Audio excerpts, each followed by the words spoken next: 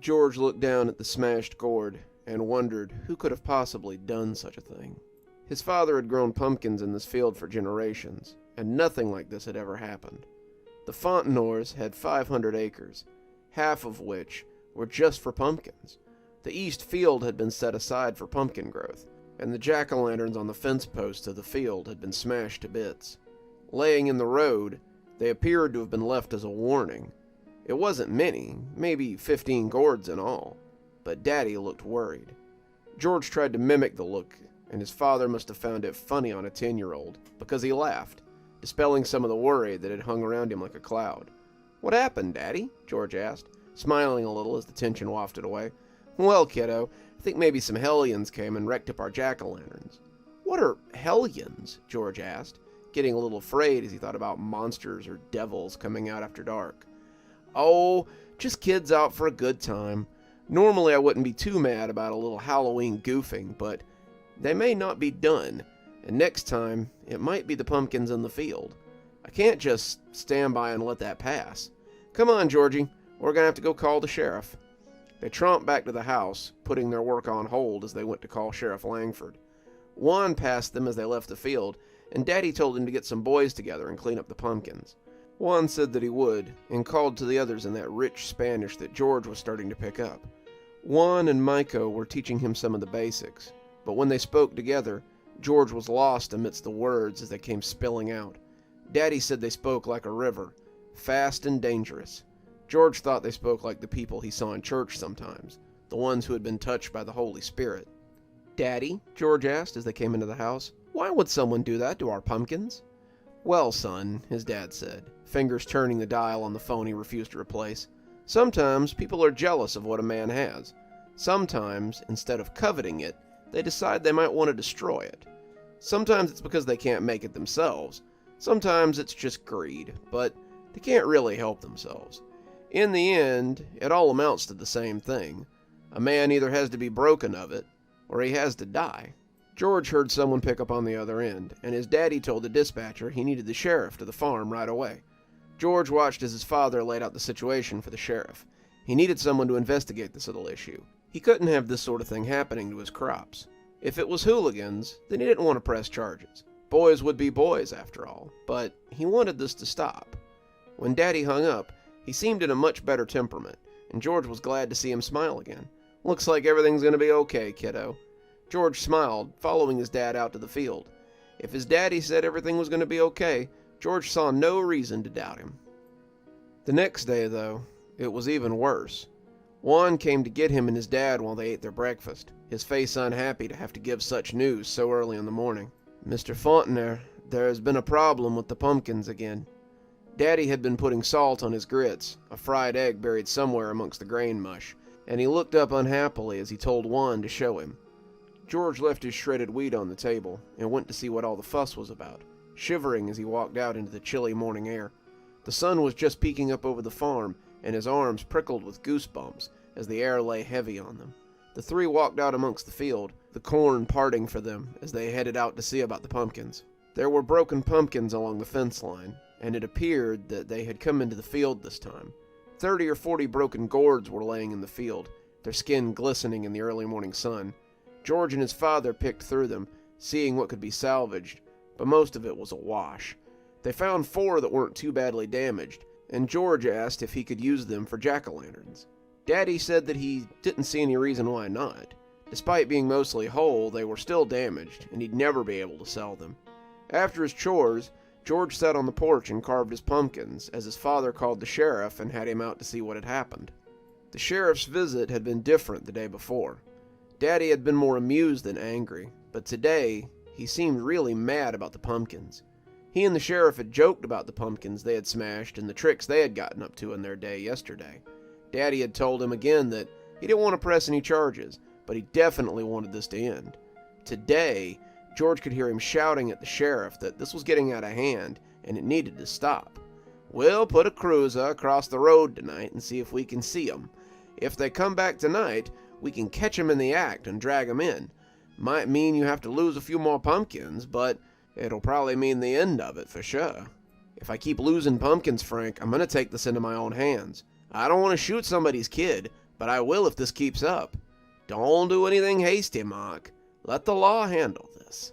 "Like you did yesterday?" Daddy said, and the sheriff didn't seem to have an answer for that one. George tried to show his father the pumpkins when he came stomping up the porch, but he didn't seem to notice. As the sun went down, George lit the candles in 3 of his pumpkins, but saved the 4th as he wanted to do something special with it. There was a little ledge on the window of his room, and he toted the small pumpkin upstairs and pushed the door to his room open with his foot. The pumpkin overlooked the farm from its high perch, and as George lit the candle with a long kitchen match, it filled the alcove with a sick kind of yellow light. He heard his father call from downstairs to tell him that dinner was ready, and he blew the candle out as he closed the window. He'd light it again after it got good and dark. That way he could turn the pumpkin to face him and watch its spooky grin flicker. From up here, he could see the fields of pumpkins, including the bare area that Juan and his friends had cleared out. George wondered how many more would be broken tomorrow, and he hoped it would be none. Daddy would be really mad at all the smashed pumpkins. George remembered a time not long ago when his father had been so mad that he'd locked himself in his room for a week. That had been after Mama had gone to be with Jesus, and taken his little sister with her, too. George didn't want to see Daddy like that again. After dinner, George went to his room to play a little, but his daddy went out to the field with his rifle, saying he was going to sit out and keep watch from the porch. George sat awake for a while that night, but as the crickets chirped and the frogs croaked outside, George felt his eyes getting heavier and heavier.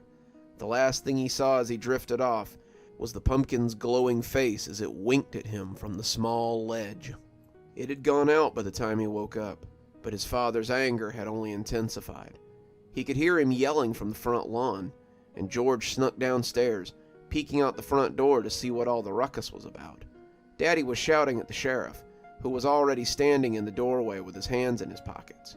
He looked peaceful, but George could tell that he really didn't appreciate getting yelled at so early in the morning.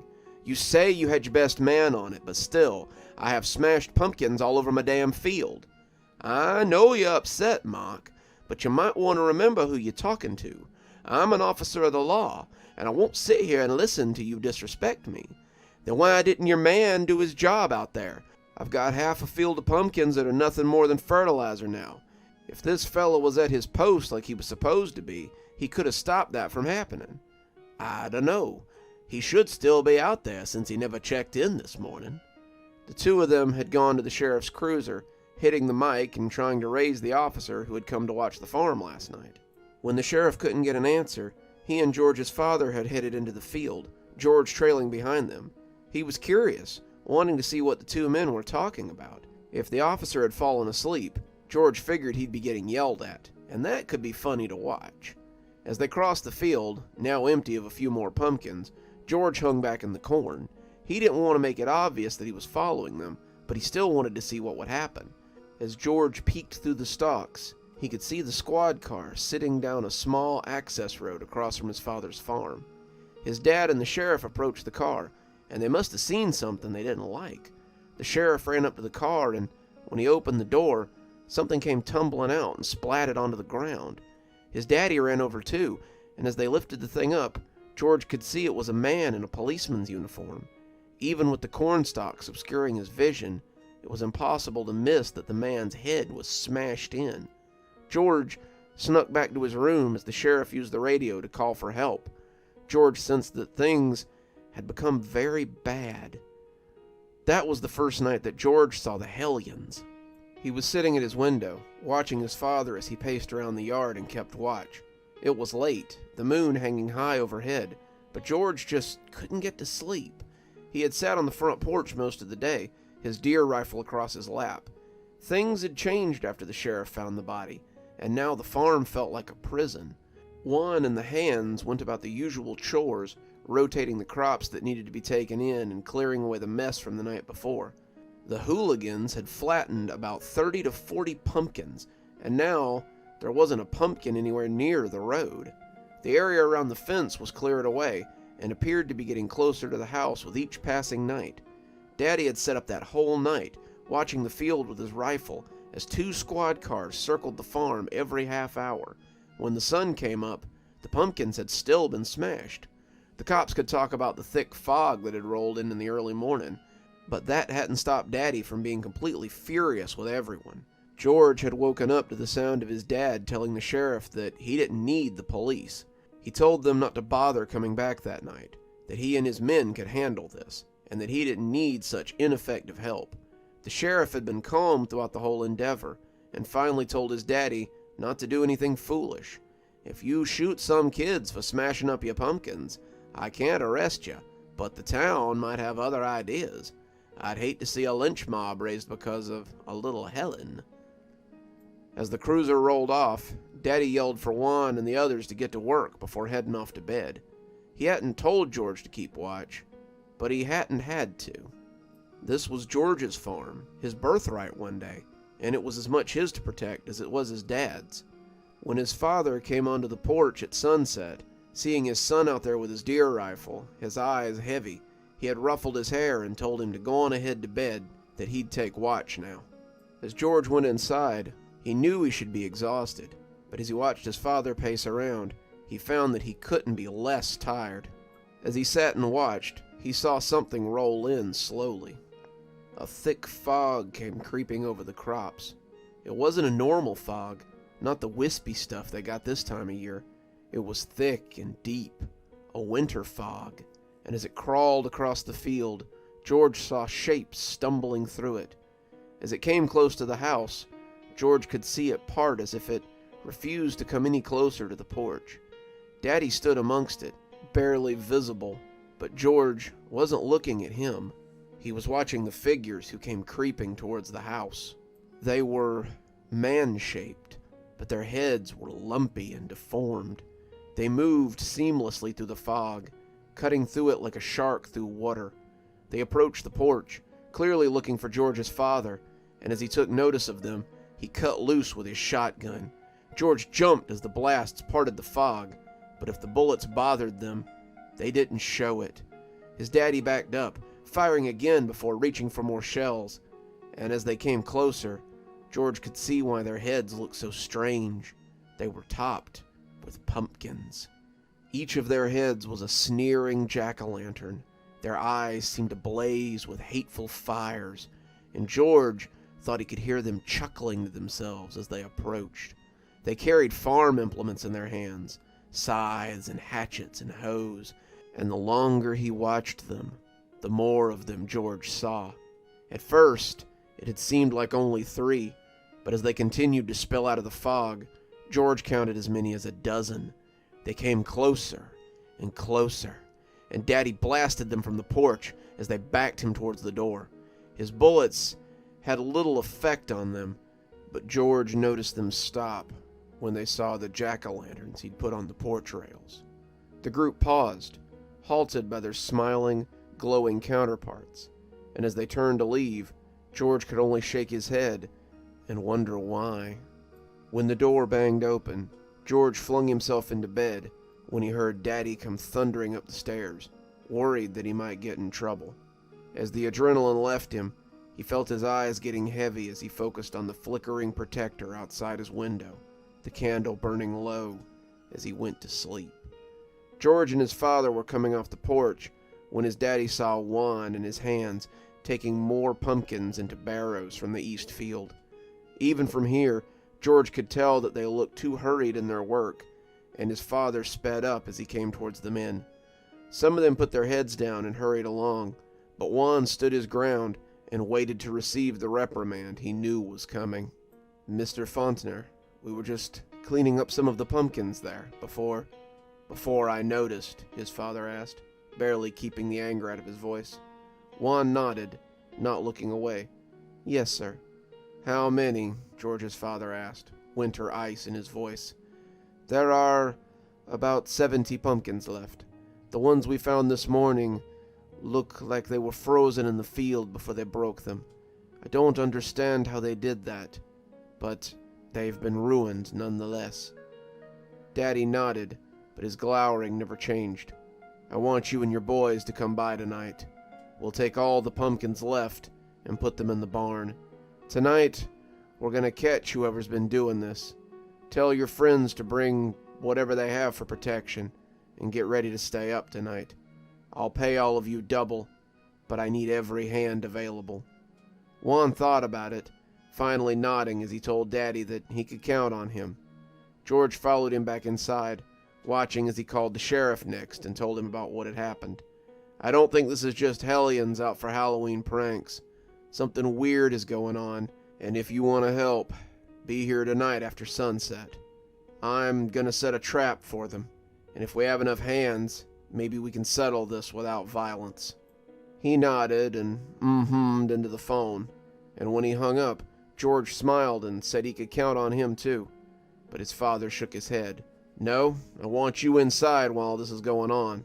If anything happens, I want you to call the police and let them know to send more help. I know it's likely to be scary here all by yourself, but I want you to be brave, okay?" "Sure thing, Daddy. I'll be here if you need me." His dad had ruffled his hair then, smiling at his son with real pride. "I know you will, kiddo. I have faith in you, and I hope that after tonight, we can get back to farming and leave all this nonsense behind us." George hoped so too, but as they went about making plans and getting ready for the night to come, the hellions he had seen last night were never far from his mind. George stood at the window once again, watching the barn as it flickered with light. The sheriff had shown up around sunset, with 3 other officers from the county station, and the 4 of them had gone off to join the dozen or so armed farmhands. Daddy had lit the pumpkins on the porch, their light glittering as the sun set over the fields. George could see them getting ready as he lit his own pumpkin, and the candle danced happily as the jack-o'-lantern smiled over the field. As night spread itself across the farm, George yawned and leaned against the windowsill. It had been a long day, and his eyes were getting heavy. He needed to stay up. He had to make sure that if Daddy needed his help, he could be there to call in that help. The moon rose to replace the sun, hanging full and ghostly over the remaining crop. George thought the east field looked weird without any pumpkins to add color to the dirt.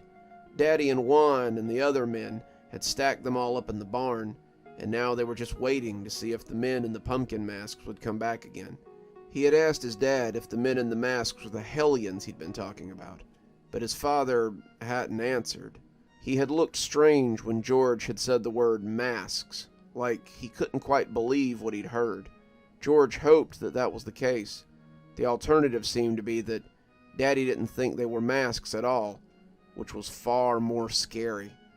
As George watched the barn, he yawned again, leaning on his hands as he tried to stay awake. He sat up a few seconds later, deciding that was much too comfy. He rubbed his eyes and stood up, trying to focus on the blurry barn that hunkered outside the croplands like a hunting cat. He could see his daddy out front, the shotgun held in his hand, and the sheriff in his furry coat standing next to him. George felt better with the sheriff there. He knew that his father didn't think much of him after the mess with the deputy, but George had always liked him. He was friendly, not prone to speaking harshly to the kids in town like some of the other men he hired, and he was always trying to help people. George snorted awake, that last blink having lasted a few seconds longer than he'd meant it to, and got up to walk around. He would not fall asleep. He would stay awake and keep watch. His daddy needed him to stay awake. If he needed help, he needed to be able to get it for him. He sat back on the window seat and rubbed his eyes angrily. He would stay awake. He would stay awake. He shook himself awake, realizing he'd fallen asleep. The scene outside his window had changed, and not for the better. The deep fog that had been there the night before had rolled in again, and George couldn't see anything beyond the front porch. The barn was a shadowy, flickering thing, sitting ghostly behind the fog. George could see shapes moving in that fog. There were flashes out there, the sounds of gunshots muffled as they came to him, and George realized that the hellions were back. The lumpy heads of their attackers could barely be seen through the fog, but George saw many, many more than he'd seen the night before. There was something else out there too, something big. Its antlers poked up through the fog, and it moved much faster than any of the pumpkin men. It was cutting a sharp path for the barn, and George backed away from the window as a shudder ran through him. It had felt like the thing had seen him, though he didn't know how it could have. He didn't know how they were doing out there, but he remembered what his daddy had said. He needed to call for help. He flipped the light switch in the hallway, but it stayed dark. The thought of running past the open doors to dark rooms where a hand could be waiting to grab him, made his legs shake, and he went back to look for a flashlight. The flashlight wouldn't make the hands go away, but it would make him brave enough to do what he needed to do. The light on the nightstand was dead, the camp lantern in the closet was dry and would need more kerosene, and the matches he had would go out if he ran. He looked to the window, and that was when the answer came to him. He opened the window and took the pumpkin inside, the candle burning low, but still burning. He hugged it close as he ran down the hallway, holding the bottom so the candle wouldn't fall out. It threatened to gutter a few times, but as George came thumping down the stairs, he saw that it was still lit and breathed a sigh of relief. The living room was dark, but the moon coming in from outside provided a little bit of light. George went to the landline in the living room and dialed the familiar number that every child is taught in an emergency. He balanced the pumpkin in his arms as he put the phone to his ear, but the sound he heard made his blood run cold. The line was dead. Whatever was happening, they had cut the power. George looked at the front door, and suddenly he wanted nothing so much as to be with his father. His father would protect him. Daddy would make all the monsters go away. George was still young enough to believe in the talismanic power of his parents, and he needed to touch him and hug him close so that all the bad things would just be a bad dream the next morning. He came out onto the front porch before he could think better of it, and the door flapping shut behind him sounded as good as a dinner bell to any boogans nearby. The steps creaked ominously as George came down them with his jack-o'-lantern light. The fog was thick around him as he moved amongst the corn, and the barn was a bright torch off to his left. It felt too bright, like a beacon rather than the comforting light of lamps, and the closer he got, the more he could feel the heat as it baked away the fog. The barn was burning. George knew that somehow, but he still needed to get to his daddy. His father would make it all go away, just like when Mama died. He would make it all okay, and when he woke up in the morning, all this would just be a bad dream he'd had. He came out of the fog and saw the barn as it spewed ash into the sky. Whatever had been in there was gone now, and George prayed that his daddy was somewhere else. He came around the edge of the barn, towards the front, and the pumpkin was becoming heavy in his hands. Why was he still carrying it? He should have dropped it by now, but it seemed fitting that he keep it. The warmth was nice as the small candle burned its life away, and when he rounded the front, he saw the door sagging as it bulged against the inferno it barely contained. His father lay before the door. He was in two pieces. Something had cut him at the waist, and his daddy had fallen onto the dust of the barnyard. His gun was still in his hand, a scattering of shells around him where they had spilled from his hand, and George crouched beside him, feeling his tears rolling silently down his face. He was dead, his eyes wide and staring, and the look on his face was shocked, disbelieving, terrified. The snort of a horse brought him around, and George cradled the pumpkin as he stood to see what was coming for him.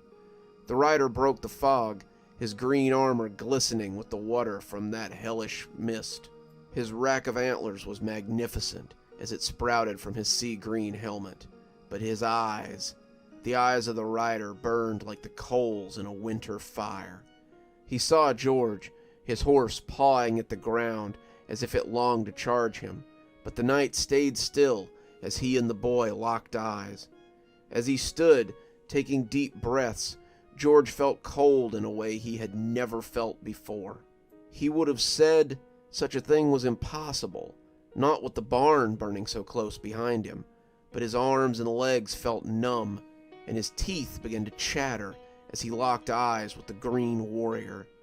He heard the plop before he was aware that he had dropped it, and when he glanced down, he saw the remains of the shattered jack-o'-lantern at his feet. "A shame," whispered a voice. It sounded like a corpse, whispering as it was forced from a frozen grave, and when George looked up, he saw the blade coming in fast and strong.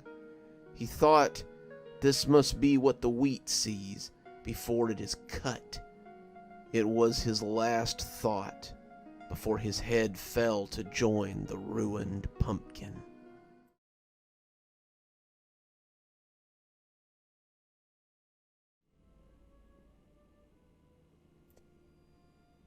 Good evening, everyone. It's me, Dr. Plague. Thank you so much for joining me for tonight's story. If you're too spooked to go on, then I'll understand if you want to bail out now.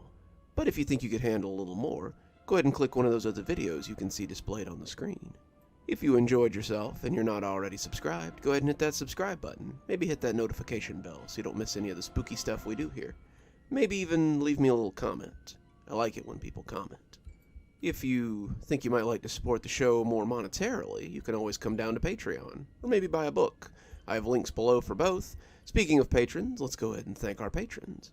Thanks to Janet for being our Spooky Skeleton tier contributor. Thanks to Xaronana, Emily Coltsfoot, Martha, Marianne Schuler, and Jennifer Damron for being our Ghostly Reader tier contributors. Thanks, guys. We just couldn't do it without you. If you haven't come on down and checked out Patreon yet, what are you waiting for? We have lots of cool tiers and lots of cool rewards down there, especially to my Ghostly Reader tier contributors, which make up the bulk of it. They get a book whenever I write one, signed on their doorstep, ready just for them. If that sounds like something you might be interested in, come on down and have a look. And as always, thanks for stopping by. Dr. Plague, signing off. Have a wonderful evening. And George asked his daddy if he could use them to... George asked his daddy? I don't know why I put the word daddy in so many of my stories. It's such an awkward word to say. Don't do anything hasty, Mark. Remember, sometimes dead is better. I mean, I clearly mean for this story to take place in the Midwest. I'm not sure why I'm giving this dude a Maine accent. What the... I've gone too far now. The Fumpkins... The pumpkin's smiling face as it winked. If this fella was at your bet... If one and the hands went about the usual chorns. Chorns? What is a chorn? Each of their heads was a smearing jack-o'-lantern that... Sneering. Yeah, that's why reading it out is the best form of editing, kids. And the longer he watched them, the more that George hoped so too. But as they went about making plans and getting ready for tonight's... George hoped so too. But as they went about making plans and getting ready for tonight's to come... Fuck! George hoped so too. But as they went about making plans and getting ready for the night to come... There we go. That's got it. The sheriff had shown up... The sheriff had shown... They say that 3 times fast. The sheriff had shown